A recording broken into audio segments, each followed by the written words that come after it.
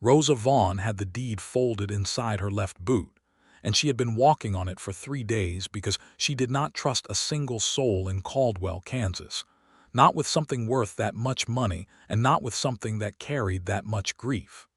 The year was 1878, and Caldwell sat at the edge of everything, the edge of the cattle trail, the edge of civilization, the edge of a territory that had not yet decided what it wanted to be. Dust came off the main street in waves, thick and amber, and it settled on the shoulders of drovers and merchants and gamblers and preachers alike, making them all look the same shade of tired. Rosa was 26 years old, dark-haired, olive-skinned from years under a Kansas sun, and she wore a plain brown dress that had been her mother's before it became hers. She carried a carpet bag with a broken clasp and a look on her face that dared anyone to ask her about it. She had ridden into town on a borrowed horse because her own horse had gone with the farm equipment in the sale, and the farm equipment had gone to pay off a debt her father had left behind when he died in February. What remained after the debt was the land itself, 240 acres of good Kansas grass, a creek that ran clear even in summer, a modest house with a sound roof, and a barn that needed new boards on the western wall. The land was worth something. The land was worth a great deal, actually, and Rosa knew it. What she also knew was that she intended to sell it. She had already received one offer, posted to her at the Caldwell post office through an agent representing a man named Gerald Holt, who was buying up parcels all through Sumner County in preparation for something. A railroad spur, people said, or perhaps a cattle operation so large it would swallow smaller ranches whole. Gerald Holt's offer was fair. It was more than fair if she was being honest, and Rosa Vaughn had always been brutally honest with herself, which was perhaps why she had never been particularly happy but had always survived. The offer sat in her other boot. She had the deed on her left foot and the offer on her right, and she walked into the office of Caldwell's single land attorney, a man named Patterson who smelled of pipe smoke and old paper, and she sat down across from his desk and told him what she intended to do. Patterson read both documents, set them side by side on his desk, and folded his hands. He was in his 50s, white-haired, and had the careful, unhurried manner of a man who had seen a great many desperate people make decisions they could not undo. "Miss Vaughn," he said, "this is a perfectly legal transaction. The land came to you free and clear upon your father's death. The debt has been satisfied, and you have every right in the world to sell it." "I know I do," Rosa said. "Then why are you here?" She opened her mouth and closed it again. She had not entirely worked out the answer to that question, which was why she was asking a lawyer and not simply signing the papers Holt's agent had already sent. "I suppose I want someone to tell me I am not missing anything," she finally said, "that there is no reason I should not." Patterson looked at her carefully. "You have family here in Caldwell?" "No." "Friends, a reason to stay in Kansas?" "No." "And where would you go if you sold?" "St. Louis," she said, though the word felt hollow as she said it. She had a cousin in St. Louis, a woman named Marjorie who had written twice saying there was room and who had not written a third time, which Rosa chose to interpret as patience rather than withdrawal. "I want to start fresh somewhere that doesn't look like everything I've lost." Patterson nodded slowly. He did not argue with her. He told her he would have the documents prepared for the following morning, that she should return at 9 o'clock, and that if she had any second thoughts she should sleep on them because a signature was a great deal harder to take back than a thought. Rosa thanked him, stood, and walked out into the afternoon light. She almost walked directly into Stephen Easton. He was coming up the wooden steps of the boardwalk just as she was coming down, and they both stopped with approximately 8 inches between them, which was closer than strangers generally stood in 1878, and Rosa stepped back first because she was the one who had been moving faster. "Pardon me," she said. "My fault entirely," he said. She looked at him the way you look at something that has nearly caused you an inconvenience, registered that he was tall and somewhat dusty, and wearing a worn brown hat that had been good once. And then she looked away and moved past him and continued down the boardwalk toward the hotel where she had taken the cheapest room available, which had a window that faced the alley and smelled faintly of horse. Stephen Easton turned and watched her go, though he could not have said precisely why. He was 31 years old. He had been working the Kishom Trail as a drover for 7 years, having come up from Texas as a young man with $40 and a good horse, and the kind of ambition that the trail had slowly and methodically worn down to something quieter, something more patient. He was not a man of many words. He was not a man of many anything except days. He seemed to have a great many days, each one long and dusty, each one ending with a fire and a sky full of stars and the smell of cattle and grass and distance. He had stopped in Caldwell because the drive was done. The cattle had been delivered to the stockyards, and the crew had been paid out and scattered to the various saloons and brothels and card rooms of the town, with the cheerful heedlessness of men who have money in their pockets for the first time in months. Stephen had collected his pay, $42, which represented 3 months of riding, and he had deposited most of it with the local bank. And he had gone to see Patterson, the attorney, because he had been carrying an idea for about 600 miles, and he needed someone to tell him whether it was sensible or foolish. The idea was land. Specifically, he had heard from another drover, a man named Will Reardon who had worked this part of Kansas for years, that there were parcels coming available in Sumner County. Good parcels, creek water, good grass, soil that could be farmed or run cattle on without breaking your back too badly. Stephen had saved for years. He had not saved enough, but he had saved something, and he had a notion that if he could put together enough to make a down payment, to work out terms with a willing seller, he could build something here. He was tired of the trail. He was tired of belonging nowhere. He was 31 years old, and he wanted a piece of ground he could call his own. Patterson was behind his desk when Stephen came in, and he had that same careful, unhurried look he wore when he was about to tell someone something they did not want to hear. "Easton," he said, because he knew Stephen from previous drives through Caldwell, "what can I do for you?" "I heard there's land coming available," Stephen said. "A parcel out south of town, creek land. I want to know if there's a chance of it." Patterson was quiet for a moment. Then he said, "There may be. Who told you?" "Will Reardon." "Reardon talks too much," Patterson said, but not unkindly. He picked up a pen and set it down again. "There is a parcel, good land, as you say. But the owner has already been in contact with another buyer, a serious buyer." "How serious?" "Serious enough that I am preparing documents for her tomorrow morning." "Her?" Stephen sat forward slightly. "It's a woman selling, a young woman, recently widowed of her father, if you take my meaning. The land came to her, and she means to sell it and go to St. Louis." Stephen looked at the desk. He did not know why the word St. Louis landed on him with the particular weight that it did. He did not know the woman. He had nothing to do with any of it. He said, "Is there any chance she'd consider another buyer?" Patterson looked at him steadily. "She has every right to sell to whoever she pleases, and the offer she's already received is a strong one. You'd have to give her a very good reason to wait." "What kind of reason?"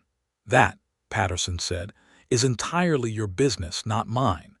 Stephen left the office. He stood on the boardwalk in the amber afternoon light, and he thought about it.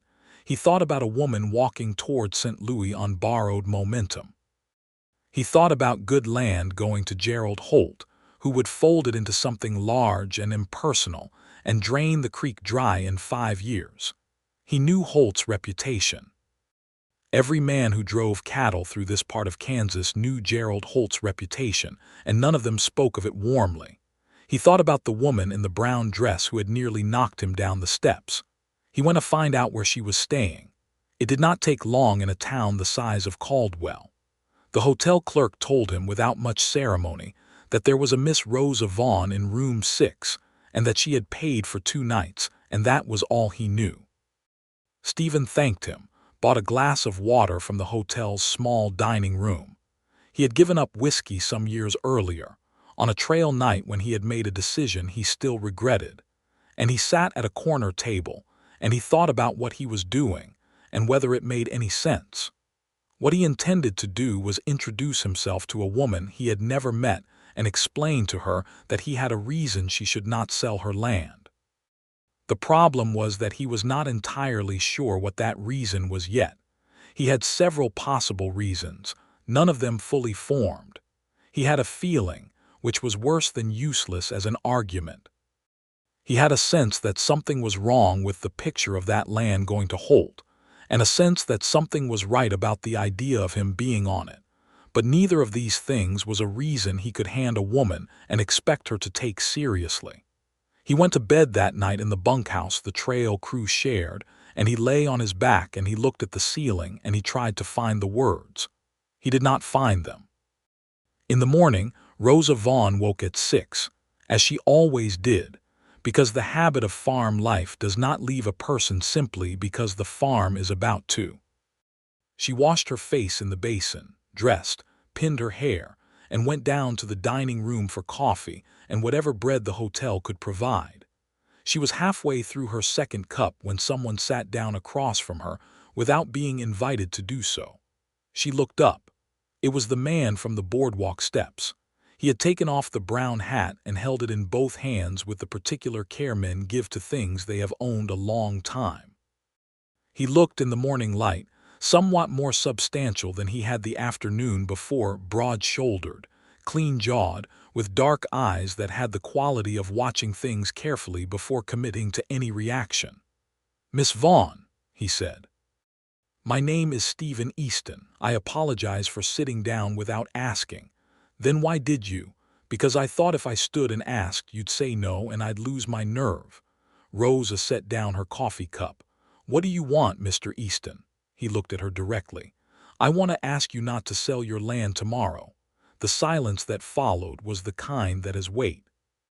Rosa kept her eyes on him and did not look away, which was something she had learned from her father, that looking away first was a form of concession, and she had nothing to concede to a stranger before breakfast.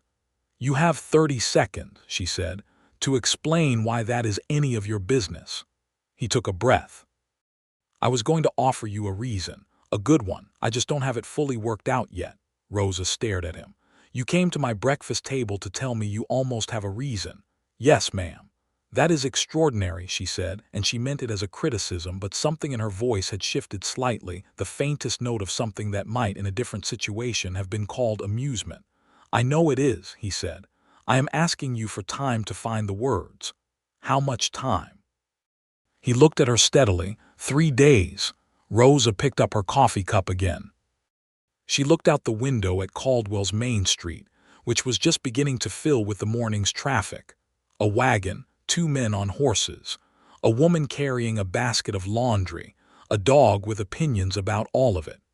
She thought about Patterson's office at 9 o'clock. She thought about the deed in her boot and the offer in the other boot and the cousin in St. Louis who had written twice and not a third time. She thought about the fact that she had asked Patterson if she was missing anything, and he had said nothing useful, and here was a man saying he might have something useful but needed 3 days to find it. It was absurd. It was completely absurd. 9 o'clock, she said. "I have an appointment with Patterson at 9. If you can give me a reason to cancel it before then, a real reason, Mr. Easton, not a feeling and not a speech, I will hear it. You have until 9. He nodded. He put his hat back on and he stood. "Thank you, Miss Vaughn." "Don't thank me. I said I would hear it. I didn't say it would work." He left, and Rosa finished her coffee, and she sat for a while longer than she needed to because the dining room was warmer than her alley-facing room, and also because she was thinking about a man with a worn hat and dark eyes who had come to ask for something he could not yet name.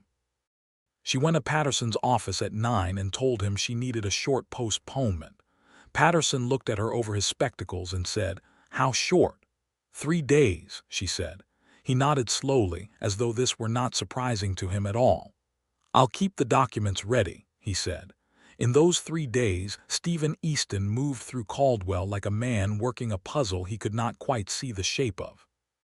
He talked to every man he trusted in town, which amounted to 4 people, Patterson himself, who gave him limited but precise information. Will Reardon, who knew the county land records the way some men know scripture. A cattle buyer named James Firth, who had been in Sumner County for 20 years. And the county assessor, a methodical woman named Dolores Crane, who wore wire spectacles and kept the most meticulous records in the state. What he found out, piece by piece, was this. Gerald Holt's offer, while financially fair, came with a condition buried in the language of the purchase agreement that Rosa's own reading of it. She was not a lawyer, and why would she be, had not quite caught. The condition specified that the water rights to the creek would transfer entirely to Holt upon sale, and that those rights would supersede any downstream usage. The creek, Stephen had learned from Reardon, fed 3 other small farms to the south of Rosa's parcel, 3 families who had been farming that water for years.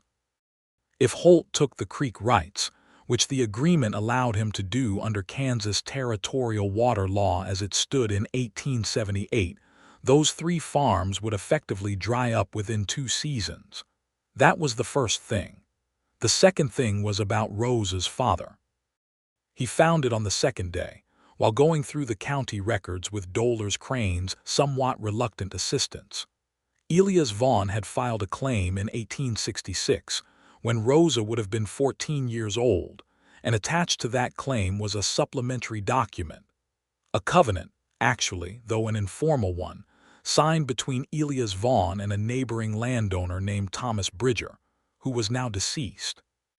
The covenant stated that the Vaughn Creek land would remain undivided and accessible to the downstream community for as long as the Vaughn family held it. It was not legally binding in the strict sense. A land attorney could argue around it. But it had been filed with the county, which meant it was a matter of public record, and it meant that Elias Vaughn had cared about something beyond the transaction value of his land. It meant that Rosa's father had made a promise. Stephen held the document for a long time in Dolores Crane's quiet office. He was not a sentimental man, generally. The trail had not made him unsentimental exactly, but it had made him practical, and practical men do not usually spend time with old covenants in county offices. But there was something about this piece of paper, something about Elias Vaughn's handwriting, careful and a little unsteady, like a man who did not write often but meant every letter when he did, that mattered. He did not know Rosa Vaughn. He had spoken to her once at breakfast.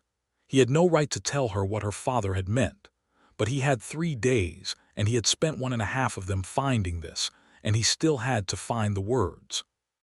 On the evening of the second day, he was sitting on the steps of the hotel, not inside, because Rosa had made no invitation beyond the 3-day window when she came out and sat down 2 steps above him. Not next to him, above him. It was, he thought, a very specific choice. "You look like a man doing arithmetic he doesn't like," she said. "I found some things," he said, "about your land, about Holt's offer." She looked at him with the kind of attention that has no warmth in it yet, the way you look at a report or a weather pattern. "What kind of things?"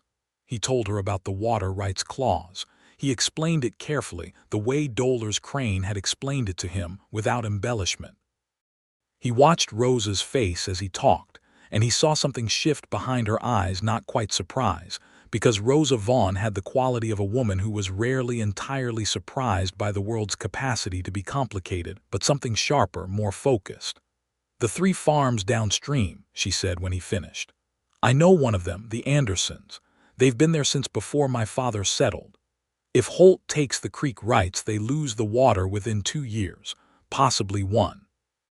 Rosa was quiet for a moment. Patterson should have caught that. Patterson was preparing your documents, not reading Holt's terms with a hostile eye. He had no particular reason to. You did. Stephen looked at her. The evening was cooling and the light was going golden and long across the street. A wagon went by, a driver singing something tuneless.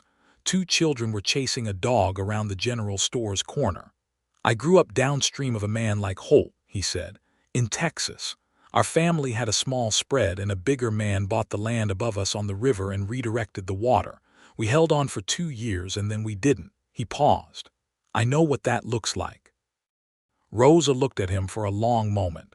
She had the feeling of seeing someone come into focus, the way a face does when you've been squinting into light and then the light shifts. Is that your reason? She said. The water rights and the downstream farms. It's part of it, he said. What's the other part? He reached into his jacket and brought out the copy he'd had Doller's Crane make of the covenant. He handed it to Rosa carefully, the way you hand someone something that might break. She read it slowly in the fading light. She read it twice. When she looked up, her face was entirely different from anything he had seen on it before, not quite grief, but something adjacent, something that had been closed for a long time and was now standing in a doorway. I didn't know about this, she said. I figured. He never told me he'd filed this. No. Rosa folded the paper carefully along its original creases. She held it in both hands and she looked out at the street. Stephen said nothing because he had enough sense to know that some things need room and not words. After a while she said, "This still doesn't change my right to sell." "No," he said. "It doesn't. The covenant isn't legally binding. Patterson said so when I showed him the summary this afternoon. I asked him to look into it after you mentioned it at breakfast." Stephen blinked. She had gone and asked Patterson on her own. He should not have been surprised. "Right," he said. "So legally I can still sell. The water rights transfer would be ugly for the downstream farms, but there's no legal mechanism to stop me." "I know." "Then what," she said carefully, "is your reason, Mr. Easton? Your real one? Because water rights and old covenants and the downstream Andersons, those are things I should know, and I'm glad you told me, but those are reasons to renegotiate the terms of a sale, not reasons not to sell. So what is your reason?" He was quiet. The evening was almost gone now, and the street lamps were being lit one by the boy who walked that route every evening, and the light was the warm, shifting color of something about to change. "I want to buy it," Stephen said. "Your land. I want to buy it from you myself, on terms that protect the creek rights and honor your father's covenant. I've been working the trail for 7 years and I've been saving for 6 of them. I don't have what Holt is offering, not even close. But I have enough for a serious down payment and I have the kind of work history that a bank might consider for a note and He stopped. He started again. "I want a piece of ground," he said more quietly. "I want somewhere to build something. And when I heard about your parcel, the grass, the creek, the fact that it's good land that someone has cared for, it seemed like the kind of land worth working for. Not worth buying cheap and folding into something bigger. Worth working." Rosa looked at him for a long time. The lamplight was catching the side of his face, and he looked very young for a moment, and then very old, and then exactly what he was, a man who had spent years at a distance from anything he could call his own, and who was now asking for the right to try. "You are asking me," she said slowly, "to take less money than Holt is offering from a man I have known for 2 days on terms that don't yet exist, on the basis of a feeling and a covenant my father signed 12 years ago." "Yes," he said. "I am." Rosa stood. She smoothed her skirt.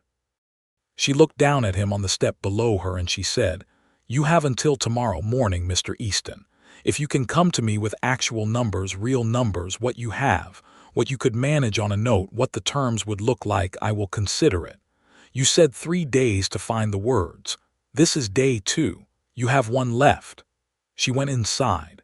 Stephen sat on the steps until the last of the evening was gone. He went to the bank at 7 the next morning, before the breakfast crowd had gathered in the hotel dining room, and he sat across from a man named Harold Graves, who was Caldwell's bank manager, and who had the look of a man who had heard a great many optimistic plans and found most of them wanting. Stephen laid out what he had. $42 from the current drive. A bank account containing $211, accumulated over 6 years of careful living on the trail. No property, no existing debt. a working history that he could document through 3 different cattle outfits, including the Rocking M out of Laredo, which Harold Graves had heard of, and which gave him a certain credibility he would not otherwise have possessed. The land, at the price Rosa would need to make selling worthwhile, was worth approximately $900. It was probably worth more to Holt because of the water rights and the railroad speculation, which was why Holt's offer had been generous. $900 was a fair and honest price that left Rosa enough to begin again in St. Louis. Stephen had $253. Harold Graves did the arithmetic on a piece of paper, scratching it out with a pencil, the same careful way men did arithmetic when other men's futures depended on it. He wrote a number down and turned the paper around. $650 note at 8% annual interest, over 10 years, on the condition that Stephen Easton could demonstrate a means of income sufficient to service the debt.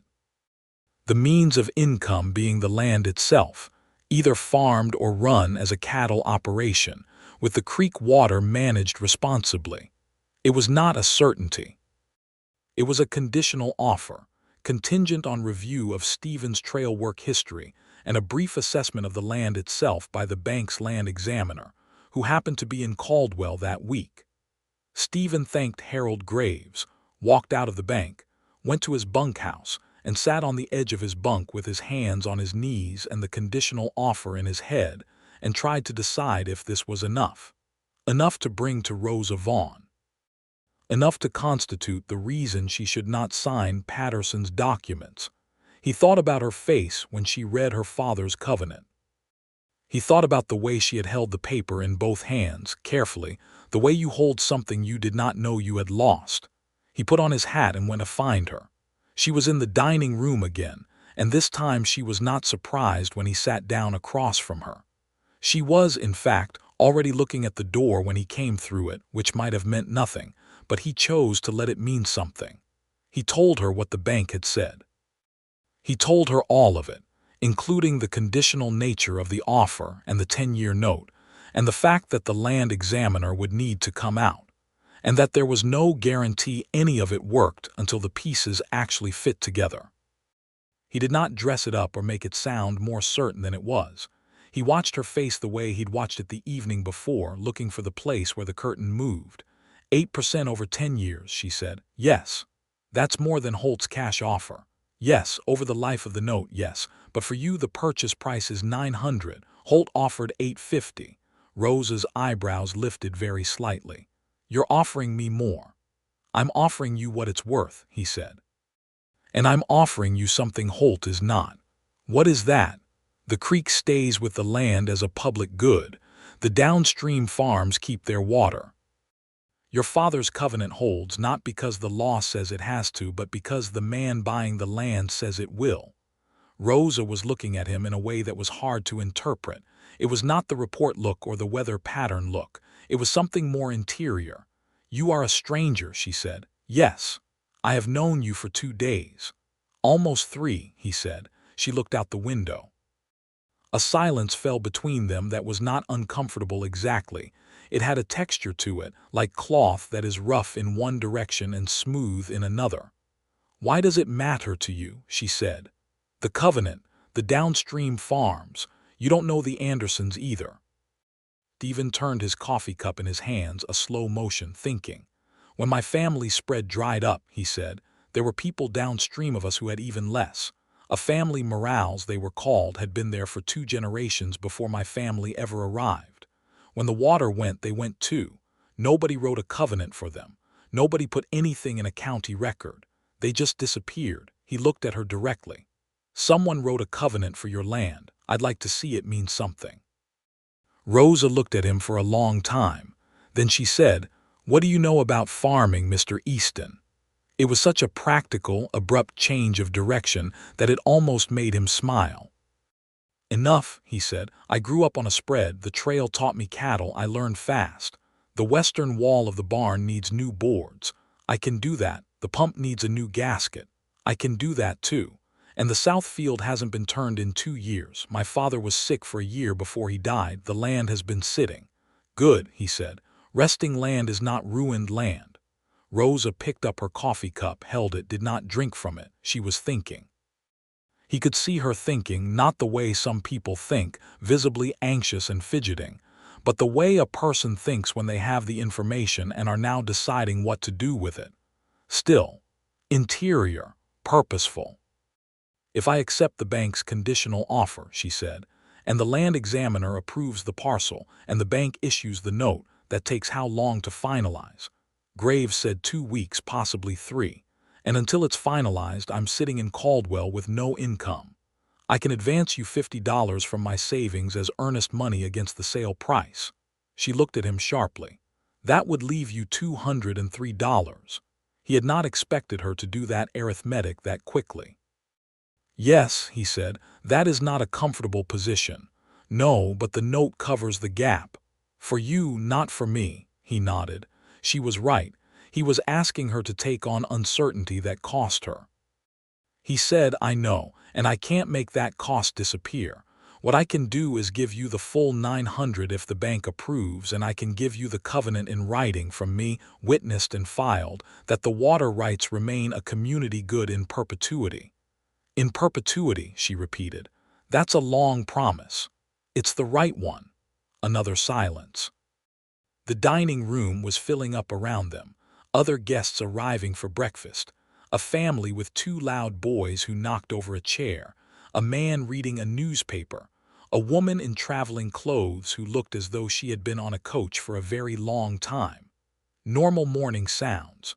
Rosa set down her coffee cup. She looked at him across the table, and what he saw in her face now was something he would think about for a very long time afterward. It was not agreement, not yet. It was the look of someone standing at a fork in a road and understanding, truly understanding, that the choice they make here is not just practical but fundamental, that it will make them into one kind of person and foreclose another kind entirely. "You said 3 days to find the words," she said. "This is the morning of the 3rd day." "Yes. Do you have them, the words?" He leaned forward. "I have this," he said. "Your father built something here. He built it carefully, and he thought about the people who would come after him, and he signed a piece of paper that nobody made him sign because he believed that land is not just property, it's a relationship. With the water, with the neighbors, with the future. And you have every right to sell it, Miss Vaughn. That is absolutely true. You have every legal and moral right to take Holt's money and go to St. Louis and start over. I am not disputing that. What I am saying is that your father left you something beyond the deed. He left you a reason. And I would like to be the person who helps you honor it, not because I'm asking you to sacrifice your future for it, but because I believe we can make both things true at once." He stopped. He had not said that many consecutive words to another person in years. Rosa did not say anything for a long moment. Then she said, "We." It was one word, and he heard everything in it. "We," he said, steadying himself. "If the terms work out, if the bank approves, if, she said. "Yes." She looked at the table, she looked at the window, she looked at him.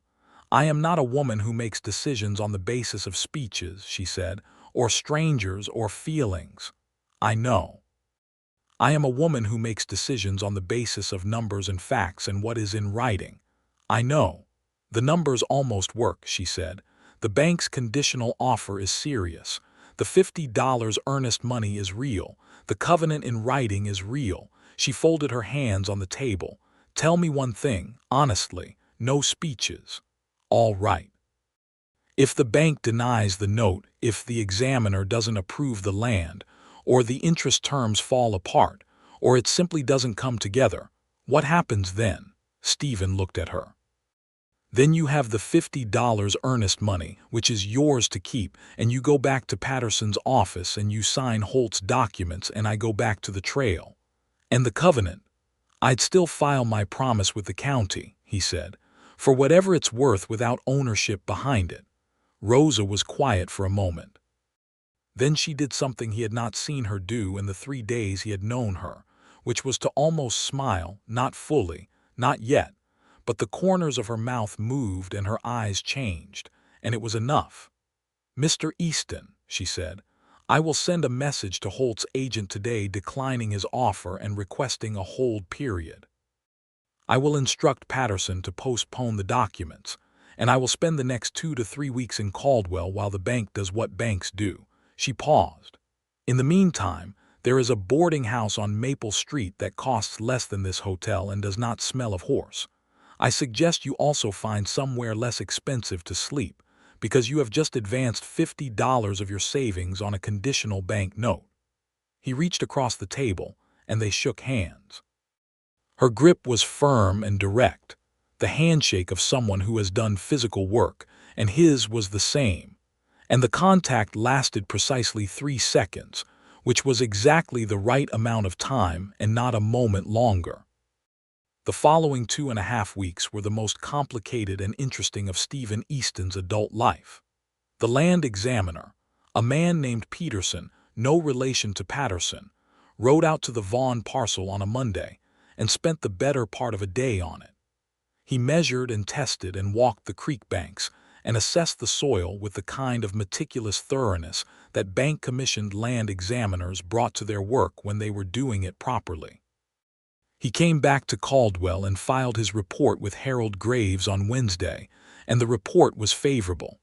The land was sound, the creek ran well, the soil was viable for both grain and pasture. The western wall of the barn was noted as needing repair.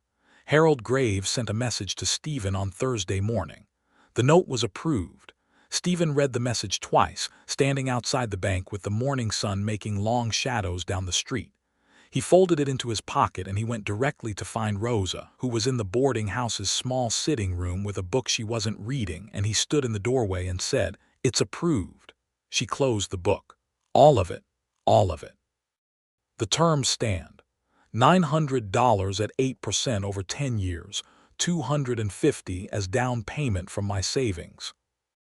Rosa set the book on the side table with a precise, deliberate motion. She had the quality of someone who composes herself not because she is suppressing emotion, but because she considers composure a form of respect for the moment. "Then we should go to Patterson's office," she said. "Yes." She stood. She smoothed her dress. She looked at him across the small room, and the morning light was coming through the boarding house window at the angle that made everything look the way things look in the first days of something. She said, "I want it in the terms, in writing, the covenant. The creek rights remain a community good.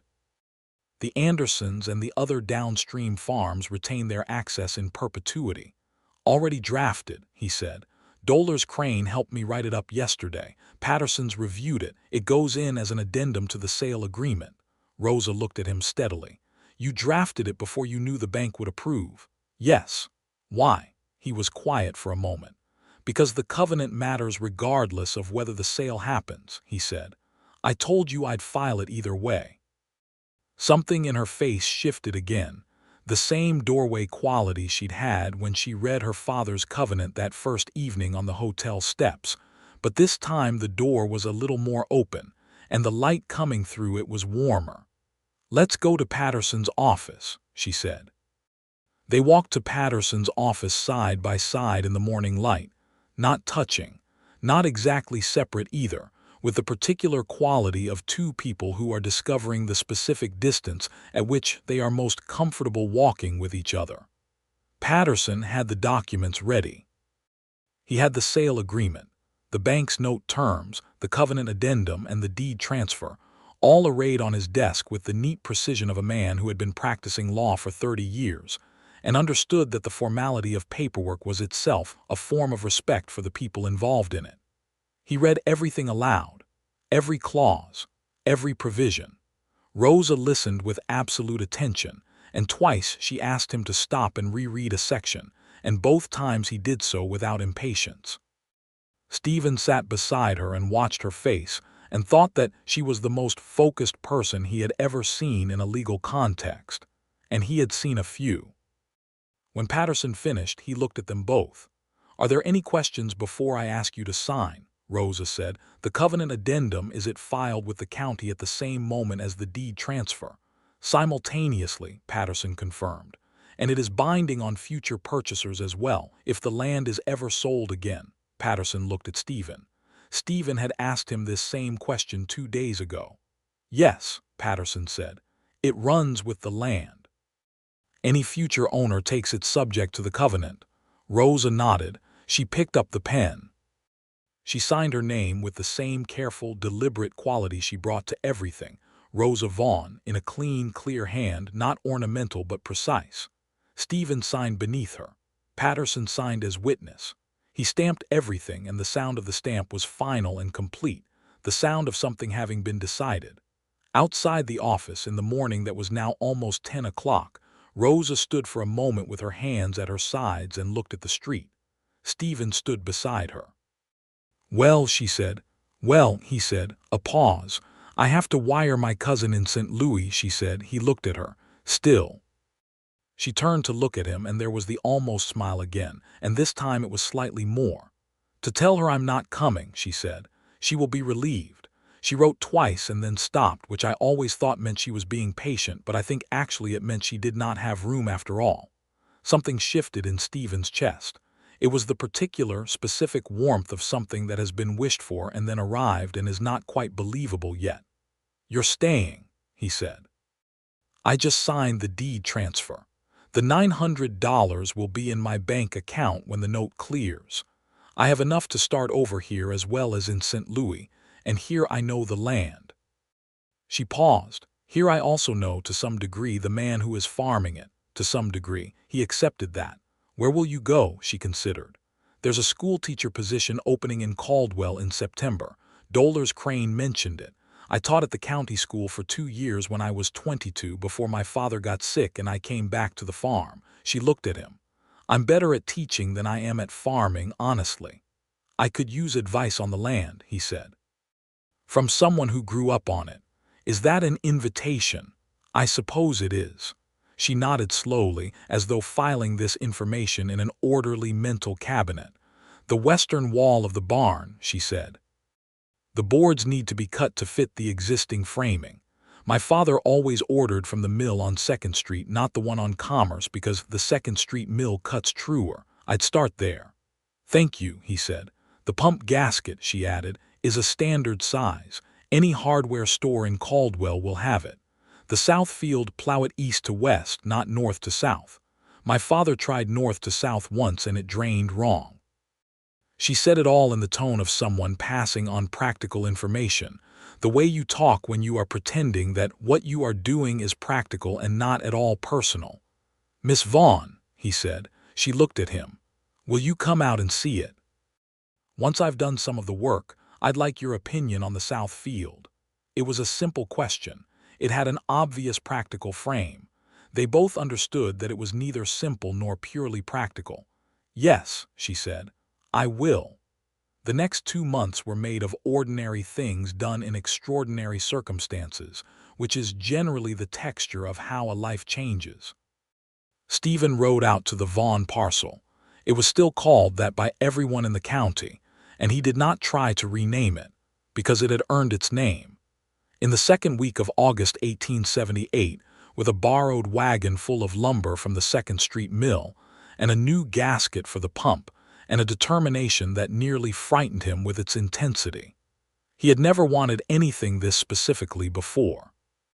The trail had been a long education in not wanting things specifically, in keeping your desires at the level of the next meal and the next campsite and the next paycheck, because wanting specific things on the trail led to grief. But here he was, wanting a piece of ground, a repaired barn, a repaired pump, a turned south field, and the good opinion of a dark-haired schoolteacher who was not technically his anything yet. He fixed the barn wall in 3 days. It went well. The 2nd Street lumber was as true as Rosa had said, and the framing held. And when he stood back and looked at the western wall on the 3rd evening, it was solid and right and made him feel something he had not felt in a long time, which was competent in a way that mattered. He fixed the pump. It was a morning's work. He borrowed a plow and 2 good horses from James Firth, who was neighborly about it and asked no inconvenient questions, and he turned the south field east to west over the course of a week. The soil was better than he'd expected, dark and rich, and full of the particular vitality of ground that has been rested. He turned it and let the sun have it and thought about what he'd plant in the spring. Winter wheat, probably. Maybe some corn in the eastern corner where the creek water could reach it. He visited the Andersons on the fourth day. He rode over their boundary line, which was marked by a line of old cottonwoods, and he found Tom Anderson in his field, and he introduced himself, and explained what had been filed at the county office and what the covenant meant. Tom Anderson was a man in his 50s, with the weathered, steady quality of someone who has been farming the same ground for a very long time. He listened to Stephen without interrupting. When Stephen finished, Anderson was quiet for a moment, and then he said, "Elias Vaughn was a good man." "I believe he was," Stephen said. "You knew him." "No, I only know what he left behind." Anderson looked at him with the careful assessment of a man deciding whether to trust. "You're the fellow who bought the land instead of Holt." "Yes." Another pause. "We heard Holt's terms," Anderson said. "The water clause, we were worried." He did not say how worried. He did not describe what 2 seasons without creek water would have meant. He did not have to. "Thank you," he said instead, and the simplicity of it was more substantial than any elaboration would have been. Stephen nodded. "The creek stays as it is." He rode back to the parcel feeling something he had not anticipated, which was that being in the right place was its own form of satisfaction. Rosa came out in mid-August. She arrived in a hired buggy on a Saturday morning, wearing a different dress than the brown one, a blue one, cotton, practical, and she walked the property with the particular gait of someone who knows the ground beneath her feet by long familiarity. She walked the creek bank. She looked at the fixed barn wall. She put her hand on the pump handle and worked it twice and heard the water come clean. She did not say much for the first hour. She just walked, and Stephen walked beside her, and he let her look at things without commentary because she was not looking for commentary. She was saying goodbye to something, or perhaps saying hello to something that had changed, and either way it was hers to do without narration. She said finally, standing at the top of the south field and looking at the turned earth, "You went east to west." "Yes." "It drains right, perfectly." She nodded. She stood there looking at it, and the August light was fierce and golden and made the turned soil look like something from a painting. She said, "My father broke this field the first year we were here. I was 6.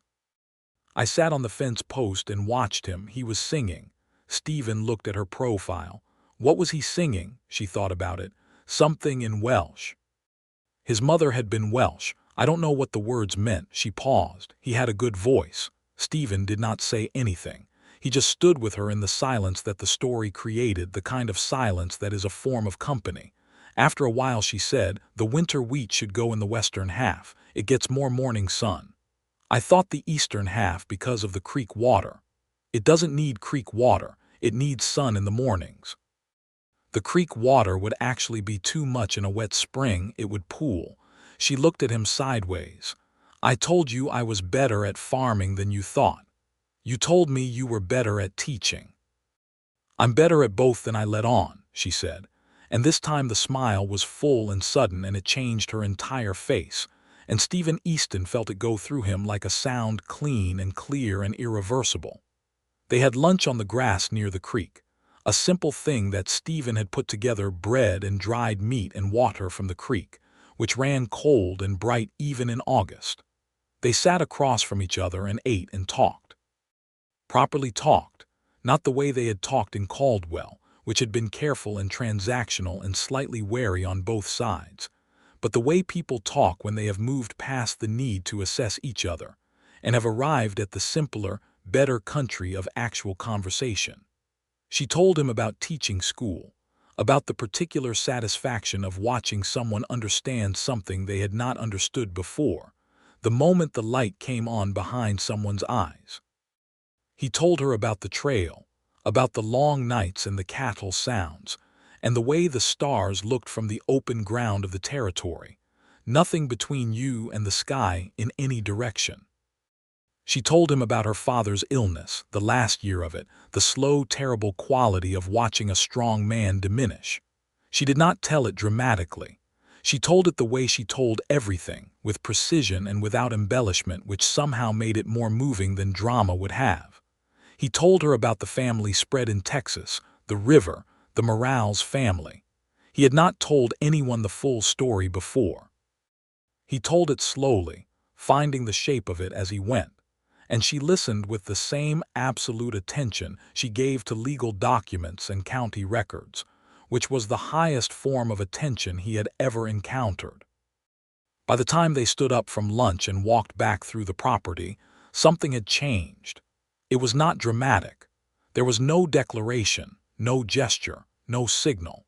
It was just that the space between them as they walked was different from what it had been in the morning, and they both knew it, and neither of them said anything about it because saying it would have been too early and would have made it fragile when what it needed was to be solid. At the buggy, before she climbed up to go back to Caldwell, she said, "I'm starting at the school in September. I know. I'll come back out after the first week to see how the wheat planting is going. I'll make sure there's something worth seeing," he said. She looked at him from the buggy seat, and the blue dress and the August light and the whole of it was something he knew he would remember. "Stephen," she said, and it was the first time she had used his given name. "Rosa," he said, and it was the first time he had used hers. She drove away. He stood in the yard of the parcel and watched the buggy go until it was small with distance, and then he turned back to his land and went to work. September brought rain and the schoolhouse and Rosa Vaughn in the Caldwell schoolroom with 22 children between the ages of 6 and 14, and she was excellent at it.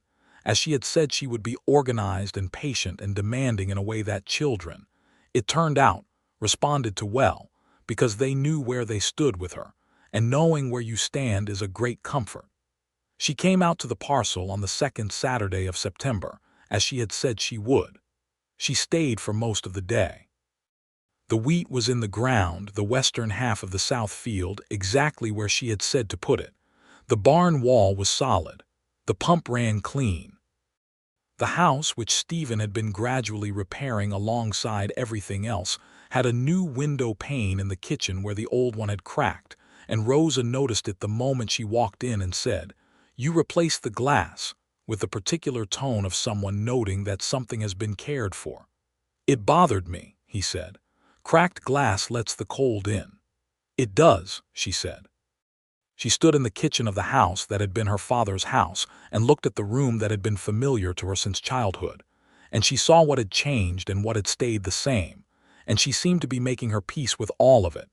The changes that were improvements and the sameness that was memory, and the fact of being here and not in St. Louis, which she was increasingly certain had been the right choice. They took to meeting regularly, on Saturdays when the school was not in session and the weather permitted. Sometimes she came to the parcel. Sometimes they met in Caldwell, at the hotel dining room, which had better coffee than the boarding house. They talked about everything, the land, the school, the cattle market, books she was reading, things he had noticed in the fields, the downstream farms and how they were doing, the winter coming on. They talked about Gerald Holt as well, because the world of Caldwell was not large enough to keep a man like Holt entirely out of it.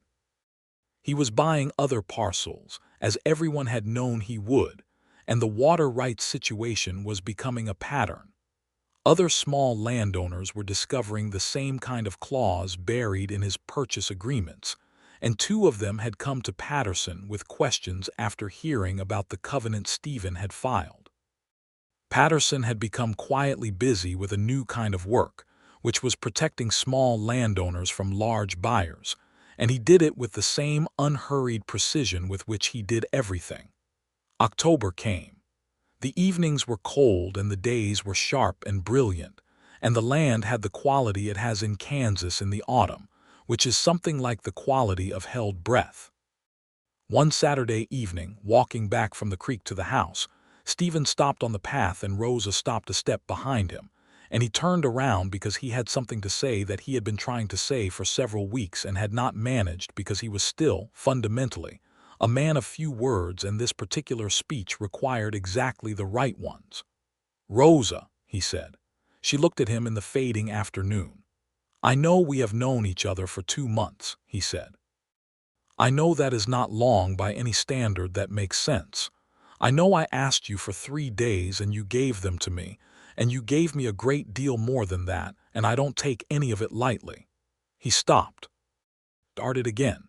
"I'm not a man who does things quickly, generally, but I'm a man who knows when something is right. And this," he meant the land, the parcel, the repaired barn, the turned field, the covenant filed at the county office, and also her, all of it together inseparable, "is right. And I would like to know if you think so too." Rosa looked at him. The last of the daylight was in the trees, and the creek was making its particular small sound behind them, and the land was completely still. "I think," she said carefully, "that you should probably be more specific." He almost smiled. "I am asking if you would consider marrying me." A pause. Not a long one. She was not a woman who drew out silences for effect. But it was a real pause, the pause of a person who is truly considering something they have perhaps been considering for some time already. "Yes," she said, "I would consider it." Is considering it the same as agreeing to it? "It is when the person doing the considering has already made up her mind," she said, and the smile was full and honest. And he stepped toward her on the path, and she stepped toward him. And when they met, it was not dramatic or rushed. It was the particular quality of two people who have been walking in the same direction and have finally arrived at the same point. He kissed her, and she kissed him back. And the creek ran, and the October light died in the trees, and the land was entirely quiet.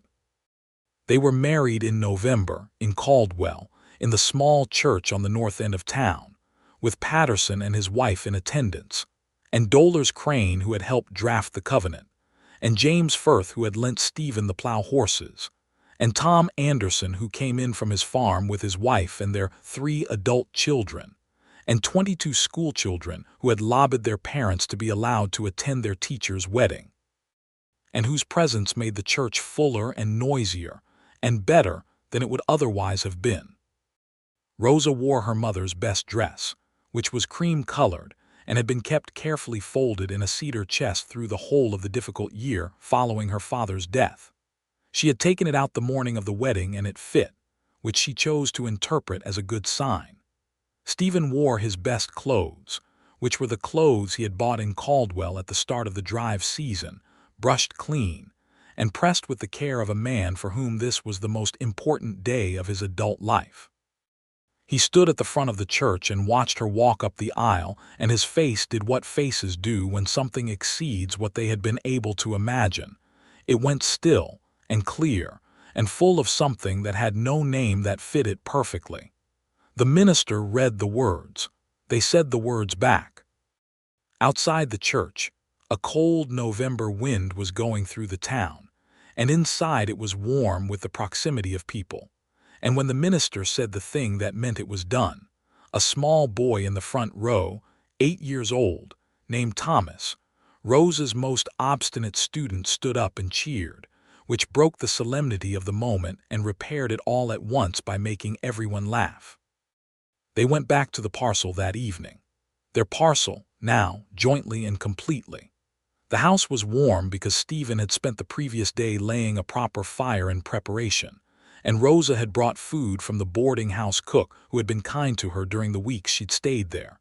And they ate their wedding supper by firelight in the kitchen of the house her father had built, and talked and were quiet and talked again, the way people do who are learning the specific geography of a new kind of intimacy. Later, she sat at the kitchen table and looked at the room in the firelight. She said, "I sent a wire to Marjorie in St. Louis, your cousin. I told her I wasn't coming and that I had married instead. She wrote back immediately, which means she had been worried about me, which is nicer than I gave her credit for." Rosa looked at him. "She says she would like to visit in the spring." "She's welcome," he said. "We'll have the place properly in order by spring." She looked at him. "We," she said. "We," he agreed, with the particular warmth of a word that had changed its meaning. The winter was hard, as winters in Kansas always were, but the house was sound and the creek did not freeze entirely.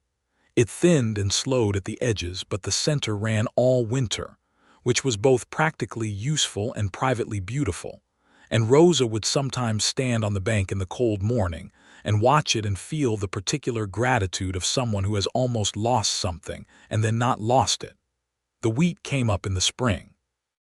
It came up well evenly, and with the specific healthy pale green of grain that has been planted right. Stephen stood at the edge of the south field on the first warm morning of March and looked at it and felt something he had been working toward for 7 years, which was the sense that he was somewhere. Rosa was pregnant by March, which they had not planned for but which arrived with the same quality as a great many good things, which is unexpectedly and at exactly the right time. She continued teaching through April, when the school term ended, and she and her cousin Marjorie, who arrived on the April stagecoach and turned out to be a small, energetic woman with opinions about everything and a warm laugh, spent the weeks before the birth making the house ready in ways that Stephen had not thought to consider, and without which he would have been completely unprepared.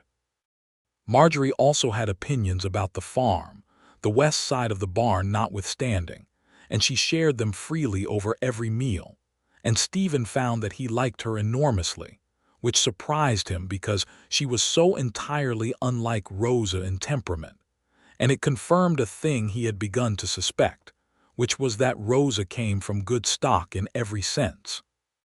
The baby arrived in July 1879, a boy, delivered by the Caldwell midwife on a morning so hot the kitchen was nearly unbearable, and Stephen waited in the yard in that particular agony of waiting that men wait in during births, unable to help and unable not to care enormously about what was happening inside the walls.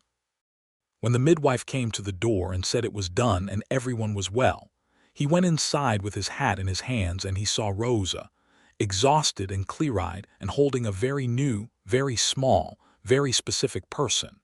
And the love that went through him in that moment was of a kind he had not known existed, larger than anything the trail had shown him, larger than the sky over the territory, larger than he had words for, which was saying something because he had been working on his words. They named him Elias because it was right.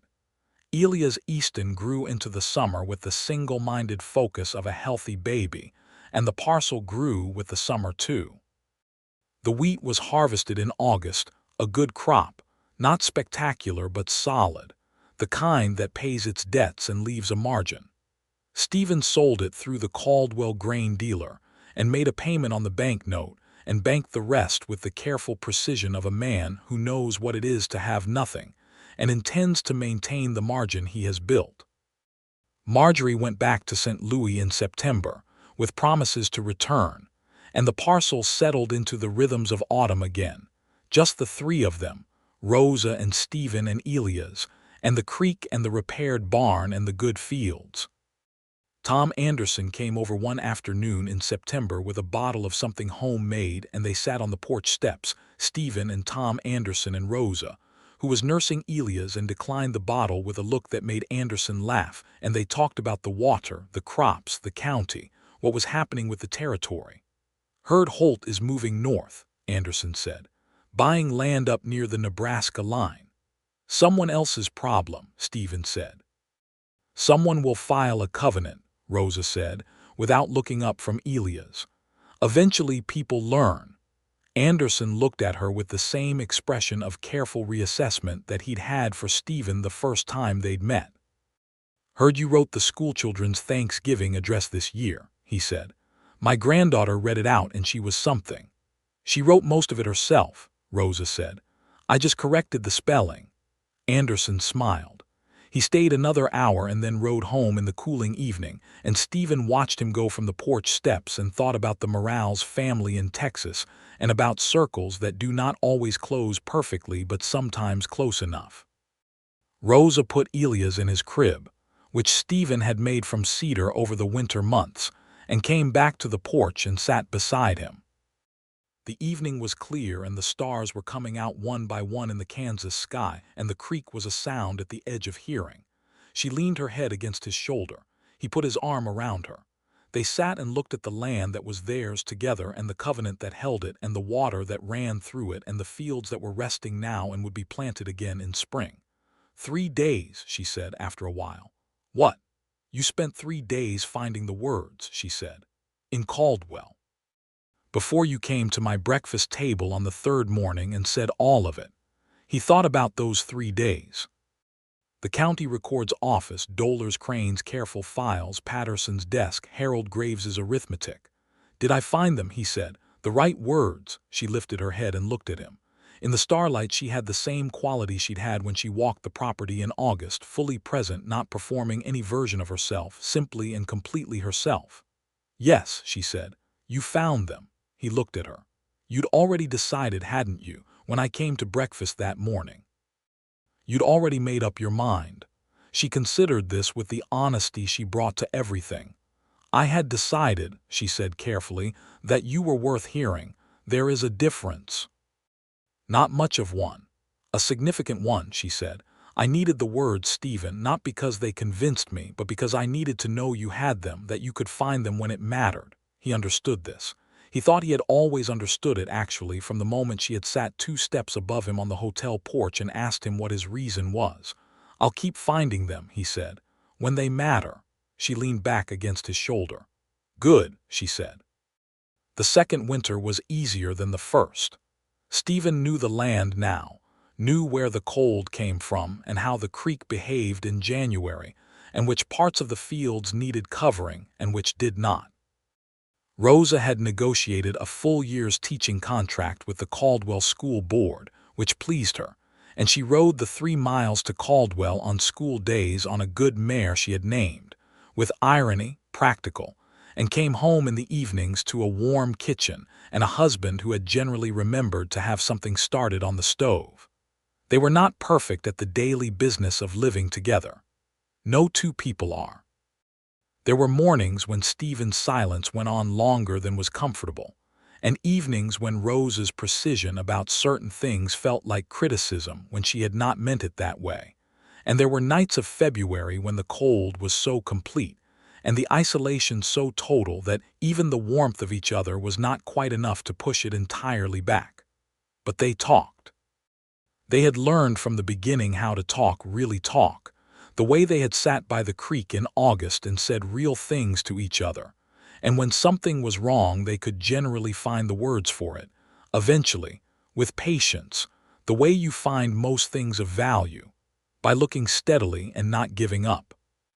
In the spring of 1880, they planted the south field in winter wheat again, and added a kitchen garden along the south wall of the house, which Rosa had been planning since the previous year, and which she and Stephen laid out together on a March morning with string and stakes, bickering pleasantly about the spacing of the rows.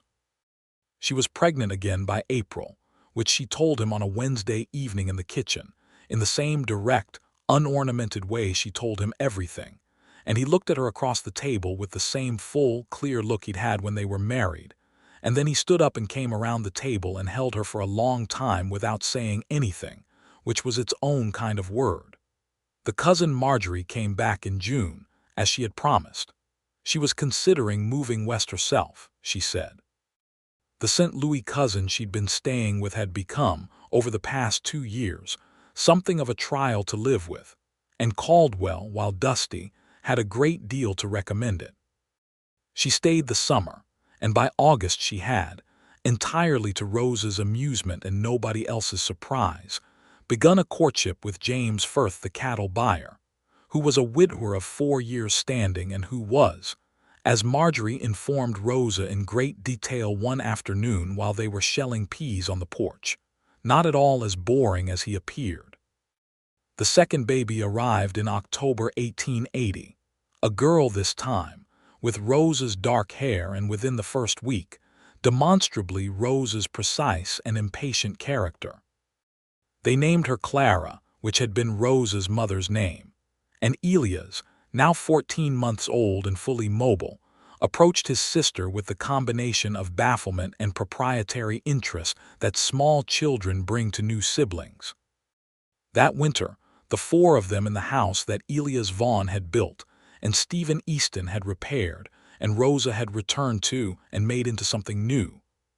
The four of them filled the house with the particular ordinary noise of a family that is made rather than found, that has been chosen rather than inherited, and that has at its center the particular warmth of two people who talk to each other honestly from the beginning and have not stopped. Stephen went to the county office in December, as he did every December, to verify the covenant was properly maintained in the records. Dolores Crane always had it ready for him. She had developed a ritual of it over the years, the document placed on top of the relevant file, already pulled and waiting.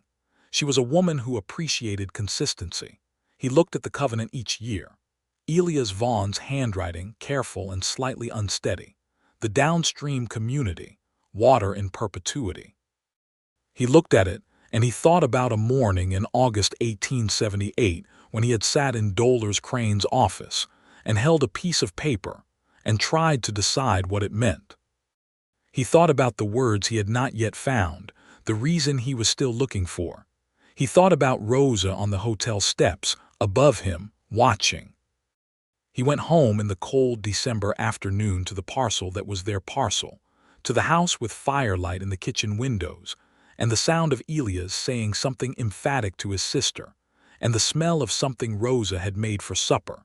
And he stood for a moment in the yard with the cold on his face and the warmth ahead of him and the land all around him, and the creek making its small sound somewhere in the dark.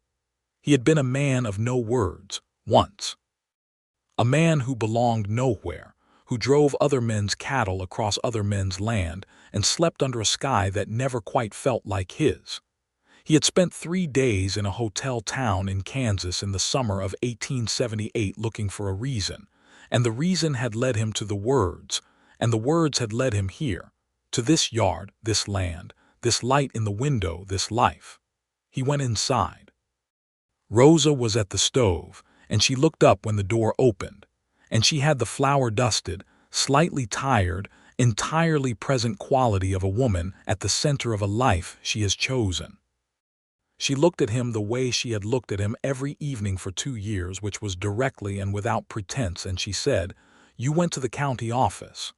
"Every December," he said. "I know." She turned back to the stove. "Wash your hands, supper in 10 minutes." Elias came running on small, determined legs and hit Stephen at knee height, which was his particular form of greeting, and Stephen picked him up, and the boy grabbed his hat and put it on his own head, where it covered his face entirely, and laughed at his own blindness. Clara watched all of this from her place in the low-sided wooden box that served as her daytime station, with the evaluative expression of a 4-month-old who has already decided she has opinions about the world and will share them when she is ready. Stephen set Elias down and washed his hands at the basin and came to the table, and Rosa brought the pot from the stove, and Elias climbed into his chair with the same emphatic single-mindedness with which he approached everything, and the supper was on the table, and the fire was going, and outside the Kansas winter was doing what it always did, which was arrive completely and without apology. They ate supper in the warmth. They talked about the school board's plan for a larger schoolroom, which Rosa had opinions about. They talked about whether to add another field in the spring, which Stephen had thoughts about. Elias announced something in the complex private language of 14-month-olds that appeared to concern his spoon and was evidently important. Clara watched. After supper, after the children were put to bed, Elias with the focused negotiation that bedtime required, Clara with the simple weight of infant sleep, Rosa and Stephen sat at the kitchen table with the last of the fire. She had her hands around a cup of tea. He had his around nothing, just resting. The lamp was low. The house was quiet.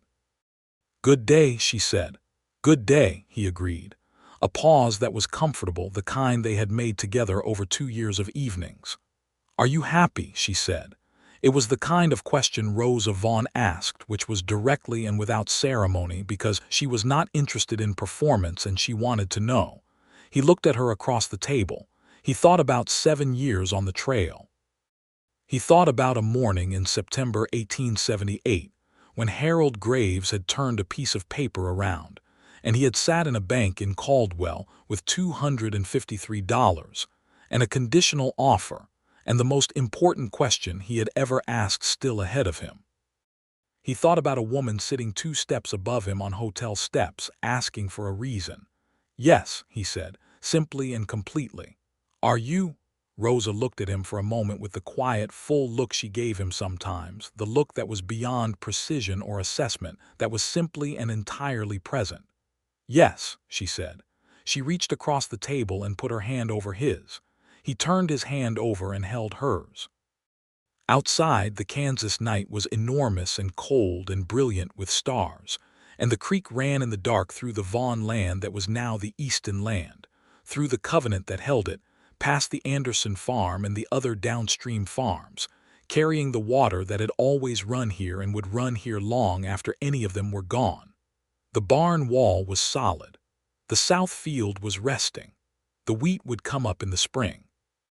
They sat in the kitchen warmth and held hands across the table, and the fire burned down to its last useful light, and the land outside was theirs, and everything was entirely, completely, finally right.